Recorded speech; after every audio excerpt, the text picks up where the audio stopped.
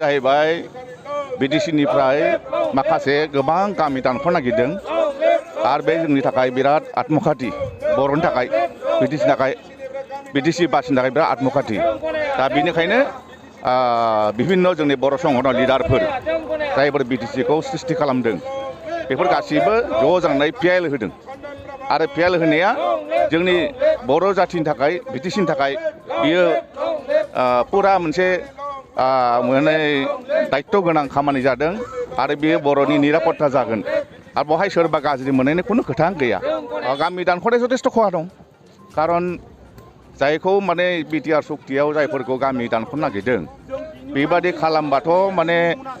बांसिनानो 1,500 3,000सोआ गामिया थांगोन बिदिबा बे रेल लाइन सेर सेर टाउनफ्रा सेस थांजोबोब्ला मा जागोन बे माने हाग्रा बारि माखासेल' माबायाव बिटिआर बा बिटिसिआव थागोन होमबा जोंथ' हाग्रा बारिनि मानसि जानो हागोन जेबो जोंनाव माने अर्थनैतिक बा बिदिनो बिकास खालामनो थाखाय जोंहा जेबो गैया जागोन बे हाग्रा बारिखौ लाना मा जानो जोंहालाय बिथांमोनाथ' मा होनो एबसुखौ जोङो जाथिनि मोनसे माबा सानो खिन्थु बिथांमोननि साननायजों मावनायजों आकास पाताल जायो दा बाहाय पिएल होनायाव बे जोंनि जाथिनि थाखायसो मोजां जादों